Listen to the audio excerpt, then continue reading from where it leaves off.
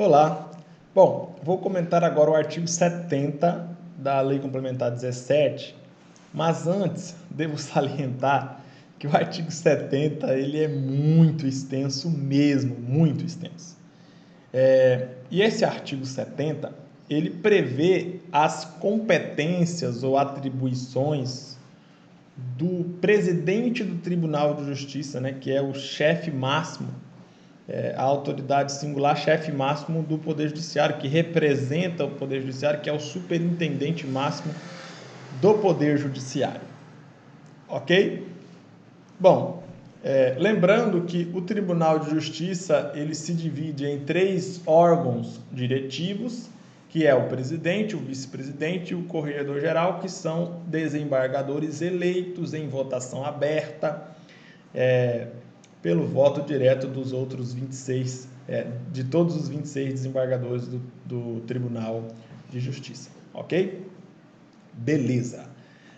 Então, perceba que cada um dos incisos do artigo 70, na verdade, são 71 incisos, tá?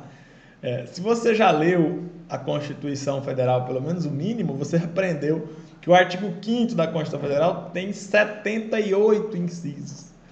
Agora, o artigo 70 da Lei Complementar 17, que prevê as competências do presidente do tribunal, tem 71, só perde por 7 incisos, né? Então, a gente vai ler esses 71 incisos aqui e quando nós estivermos fazendo a leitura, perceba que cada um dos incisos prevê uma competência assim de chefia, né? Uma competência que normalmente, de forma natural, seria uma competência do chefe do Poder Judiciário, né? Seria uma competência de chefe. Ok? Ou seja, o artigo 70 lista a competência de quem manda e não de quem obedece, tá? Então vamos listar aqui uma a uma, inciso por inciso, do inciso 1 até o inciso 71 da Lei Complementar 17, artigo 70. Então vamos lá. Inciso 1. Ao presidente do Tribunal de Justiça compete superintender, na qualidade de chefe do Poder Judiciário do Estado, todo o serviço da Justiça, velando pelo regular funcionamento de seus órgãos e pela observância do cumprimento do dever por parte dos magistrados, serventuários e servidores da Justiça. Então, em razão do artigo 70, inciso 1, é possível afirmar 2 características do presidente do tribunal. Primeiro, ele é o superintendente de todo o Poder Judiciário do Amazonas. Ok? Beleza. A segunda característica do presidente é o seguinte: o presidente, ele é o chefe do Poder Judiciário do Estado do Amazonas. Okay? Ele vai superintender o Poder Judiciário e por isso ele é o chefe do Poder Judiciário. Beleza? Essa é a primeira característica, as primeiras 2 características básicas do presidente do tribunal. Inclusive, esta é uma competência do presidente do tribunal: exercer atos na qualidade de superintendente do tribunal. Ok? Beleza. Aí, é claro, aí tem um finalzinho aqui falando que o presidente ele vai verificar se os órgãos do tribunal estão exercendo as suas atribuições regularmente, se os magistrados, seja juiz de direito substituto, seja juiz de direito, seja juiz de direito auxiliar, seja juiz substituto de carreira, seja desembargador, se essas autoridades estão exercendo as suas atividades de forma regular, o presidente ele tem o poder de fiscalizar isso para garantir que exista a regularidade dos serviços da justiça. Ok? Beleza. Aí temos também o inciso 2, né? Veja bem o que está escrito no inciso 2. Compete ao presidente do tribunal representar o Poder Judiciário em suas relações com os demais poderes e corresponder-se com as autoridades públicas sobre todos os assuntos que se relacionem com a administração da justiça. Por exemplo, vamos imaginar aqui que o presidente, que o Poder Judiciário vá em uma reunião em Brasília com o Supremo Tribunal Federal para falar sobre o Poder Judiciário Estadual.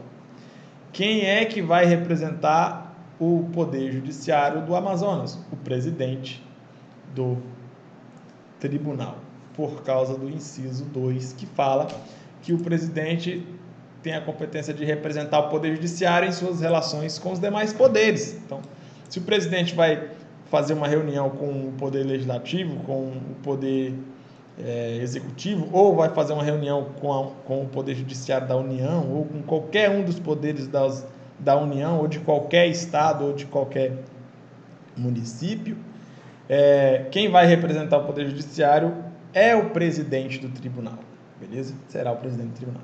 Tranquilo? Então é bem tranquilo aí esse inciso 2, tá? Beleza. Inciso 3.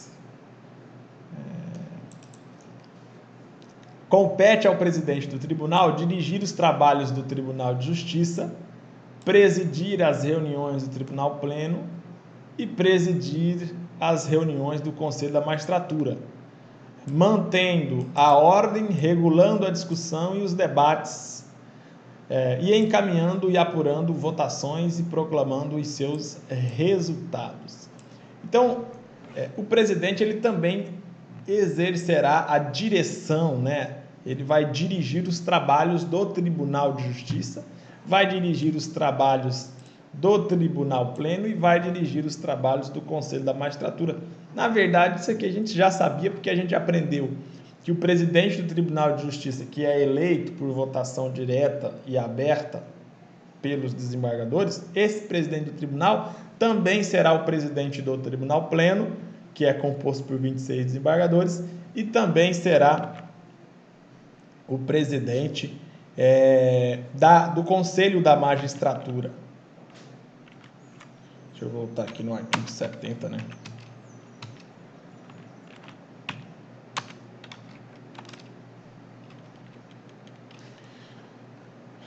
Pois bem, o artigo 70, inciso 3, estabelece, né, corrobora o entendimento do qual nós já tínhamos o conhecimento, né, o entendimento no sentido de que o presidente do Tribunal Pleno vai ser o presidente do Tribunal de Justiça, o presidente do Conselho da Magistratura vai ser o presidente do Tribunal de Justiça, ok? Lembre-se, o Tribunal de Justiça ele se divide em 3 órgãos diretivos, presidente, vice-presidente e corregedor-geral, e também ele se divide em 9 órgãos julgadores.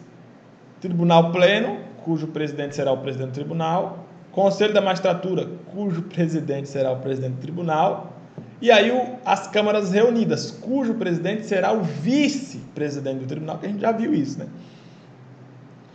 E as 4 câmaras cíveis, cujos presidentes respectivos serão cada um dos desembargadores de cada uma das câmaras, ok? As câmaras cíveis, e mais 2 câmaras criminais, né? Cujos presidentes das respectivas câmaras será um desembargador eleito entre os 4 membros de cada câmara, ok? Tudo isso a gente já sabe. E aí aqui no inciso 3, simplesmente existe uma informação que corrobora o que a gente já sabia, porque o presidente do tribunal realmente é o presidente do Tribunal Pleno, realmente é o presidente do Conselho da Magistratura. E mais, tá? Só para complementar aqui, a gente aprendeu também que o presidente do tribunal, perceba, eu vou fazer uma seguinte pergunta. O inciso 70 prevê 71 competências, 71 incisos que prevêem competências do presidente do tribunal. Aí eu te pergunto, o presidente do tribunal tem ou não tem muitas atribuições, muitas tarefas para realizar como presidente do tribunal? Óbvio que tem muitas mesmo, bastante. 71 incisos é muito, tá? Quando a gente estiver lendo o inciso 71, a gente vai verificar que esses 71 incisos são só exemplos. O presidente pode ter outras atribuições que não estão previstas nos incisos 71, nos 71 incisos, beleza? Enfim, o fato é, o presidente ele tem inúmeras atribuições. Quando a gente estiver estudando o artigo 72 em diante, a gente vai aprender, 72, 73, principalmente o artigo 74 em diante da lei complementar, a gente vai aprender que o Corregedor-Geral de Justiça também tem inúmeras atribuições, muitas atribuições. Tá?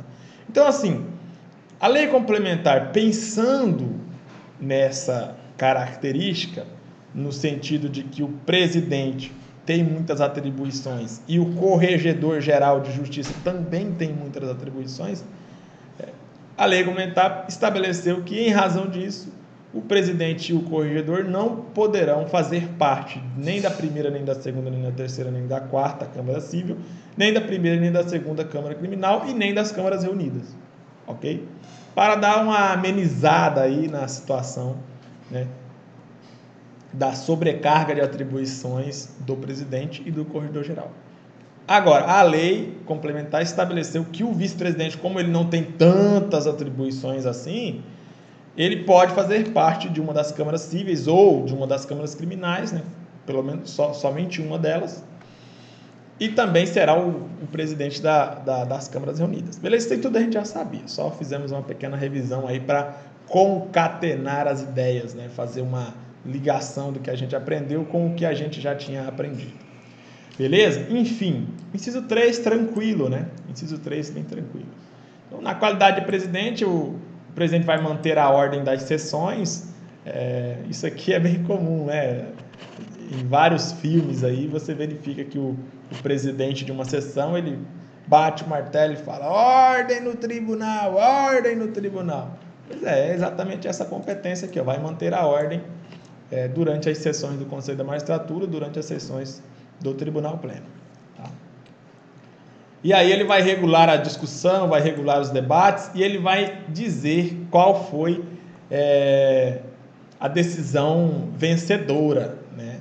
Se foi pelo acolhimento ou pelo não acolhimento, se foi pelo deferimento ou pelo indeferimento, se foi favorável ou desfavorável à decisão do respectivo órgão colegiado presidido pelo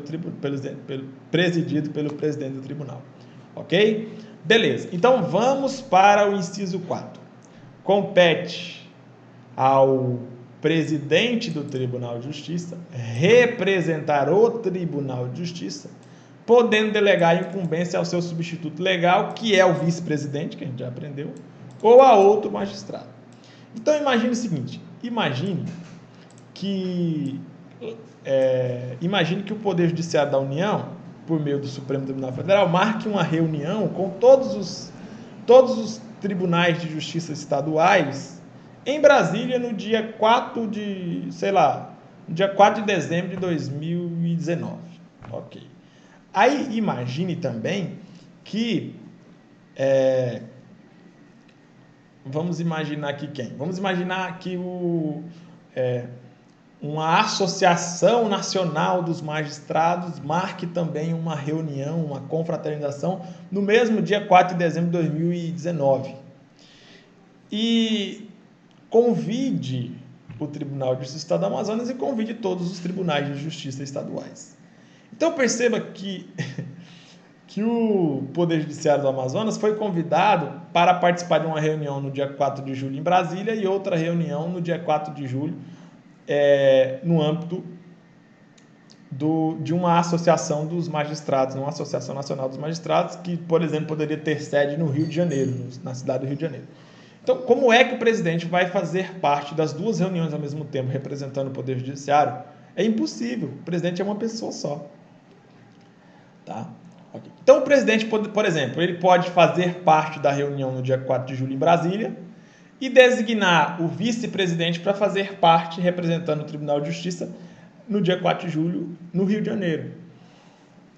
Então, o presidente tem o poder de delegar para algum outro desembargador, com preferência para o seu substituto legal, que é o vice-presidente, ou qualquer outro magistrado, pode ser juiz, pode ser desembargador, para representar o tribunal em outra ocasião em que o presidente do tribunal não possa se fazer presente. Beleza? Então, o inciso 4 não tem muita dificuldade, né? Perceba que essa atribuição é uma atribuição típica de quem é chefe do poder. Então, imagine que a banca cobre assim, ó, representar o Tribunal de Justiça, podendo delegar a incumbência ao substituto legal ou a outro magistrado. Isso é uma competência do juiz de direito do interior do estado do Amazonas. Certo ou errado? Errado. Pela lógica, você já descobre que isso aí não tem nada a ver com o juiz, tem a ver com o presidente do tribunal. Tá? Beleza. Vamos para o inciso 5. Mas antes de irmos ao inciso 5, vou fazer uma pequena pausa, daqui a pouco eu volto. E aí, no próximo bloco, eu comento a partir do inciso 5 do artigo 70. Tá? Fico por aqui, daqui a pouco eu volto. Até logo.